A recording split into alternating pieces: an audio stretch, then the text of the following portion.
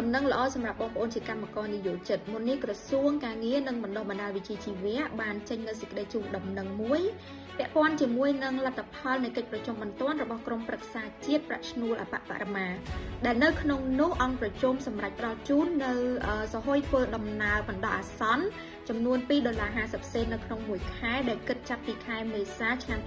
2026នេះបន្ថែមពីលើប្រាក់សហយធ្វើដំណើរនិងស្នាក់នៅដែលសហគ្រាសឬក៏ក្រុមហ៊ុនឬក៏រោងចក្រកំពុងតែអនុវត្តការផ្ដល់ជូននេះគឺនឹងផ្ដល់ជូនរហូតទៅដល់ពេលដែលស្ថានភាពនៃតម្លៃប្រេងឥន្ធនៈនឹងវិលត្រឡប់មករកភាពប្រក្រតីវិញ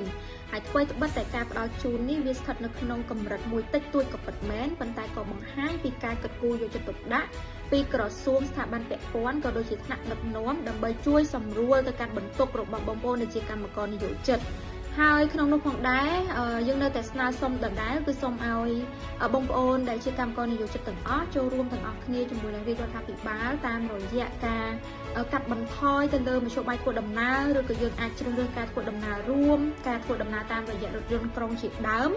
ដែលទាំងអស់នេះក៏នឹងជួយសម្រាលបន្ទុករបស់បងប្អូនទាំងអស់គ្នាហើយជាពិសេសគឺនឹងអាចជួយនៅក្នុងការសន្សំសំចៃទៅលើការប្រើប្រាស់ថាមពលផងដែរ